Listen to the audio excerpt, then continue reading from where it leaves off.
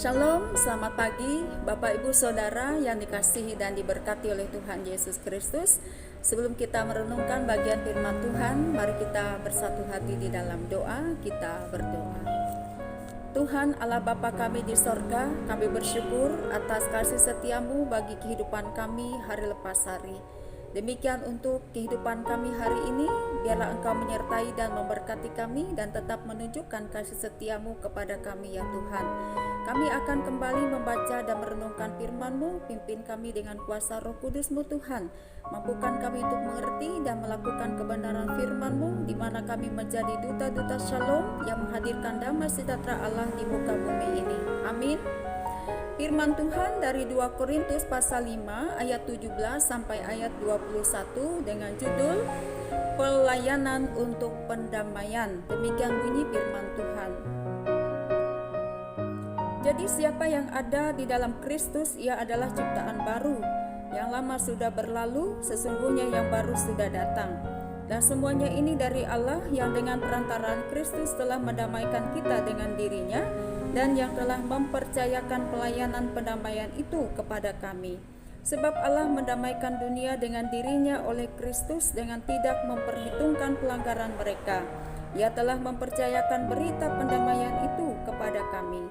Jadi kami ini adalah utusan-utusan Kristus, seakan-akan Allah menasehati kamu dengan perantaraan kami.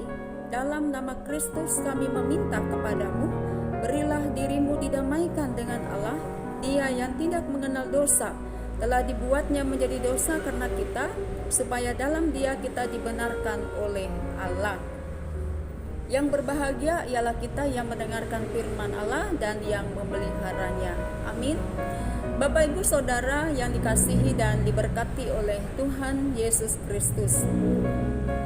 Karena kasih karunia Allah di dalam Yesus Kristus, maka bagi kita yang percaya kepadanya, kita mendapatkan pendamaian dengan Allah dan juga pendamaian dengan sesama kita, manusia, dan dengan alam lingkungan sekitar kita.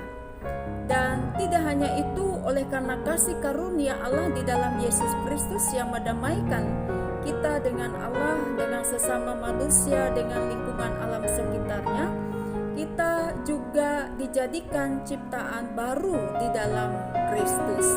Nah, Bapak Ibu Saudara yang dikasihi dan diberkati oleh Tuhan Yesus Kristus, sebagaimana kita ketahui, dosa yaitu pelanggaran atas kehendak dan hukum Allah telah mengakibatkan hubungan manusia dengan Allah itu menjadi rusak. Dan tidak hanya itu, hubungan manusia dengan sesamanya, manusia dan hubungan manusia dengan alam lingkungan sekitarnya pun menjadi rusak, dan upah yang terbesar daripada dosa itu adalah maut, yaitu kematian yang kekal, seperti yang terdapat dalam surat Rasul Paulus dalam Roma pasal 6 ayat 23. Tetapi oleh karena kasih karunia Allah di dalam Yesus Kristus, maka ada pengampunan, ada pemulihan, ada pendamaian, ada penebusan, bahkan ada kehidupan yang kekal. Nah, Bapak Ibu Saudara yang dikasihi dan diberkati oleh Tuhan Yesus Kristus, Rasul Paulus sendiri yang menulis surat ini telah merasakan betapa besar kasih setia Allah di dalam kehidupannya. Dia yang dulunya, masa lalunya begitu kelam pekat, seorang pembenci Kristus, namun ketika ia telah menjadi pengikut Kristus, ia sungguh-sungguh merasakan suatu perubahan hidup yang luar biasa. Karena itu ia merasakan suatu hal yang begitu mengagumkan di dalam Kristus. Karena itu ia boleh menerima dirinya, ia boleh berdamai dengan masa lalunya, dan ia boleh menjalani kehidupannya yang baru. Oleh karena itu Rasul Paulus mengatakan pada ayatnya yang ke-17, jadi siapa yang ada di dalam Kristus, ia adalah ciptaan baru, yang lama sudah berlalu, sesungguhnya yang baru sudah datang. Yang lalu biarlah berlalu, dan Rasul Paulus akan menjalani kehidupannya yang baru ke depan di dalam Yesus Kristus yang menjadi Tuhan dan Juru Selamatnya.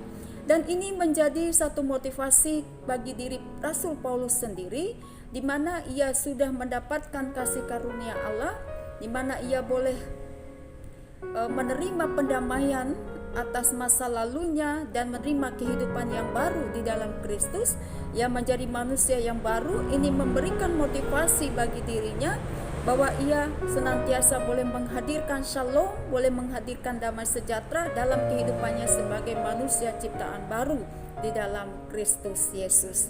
Nah, Bapak Ibu Saudara yang dikasihi dan diberkati oleh Tuhan Yesus Kristus, hal ini juga mengingatkan akan diri kita masing-masing, pribadi lepas pribadi, bahwa kita adalah orang yang sudah menerima kasih karunia Allah di dalam Yesus Kristus, bahwa kita boleh berdamai dengan kehidupan kita sekarang. Yang lalu itu biarlah berlalu, tetapi kita sudah hidup di dalam Kristus, dalam ciptaan yang baru di dalam Kristus, dan itu memberikan dorongan, menjadi motivasi bagi setiap pribadi kita masing-masing yang sudah hidup di dalam Kristus, bahwa kita adalah ciptaan baru dengan tujuan untuk kita pun senantiasa menjadi manusia-manusia yang menghadirkan damai sejahtera ataupun shalom di dalam dunia ini, seperti yang dikatakan oleh Rasul Paulus dalam ayat yang ke-20.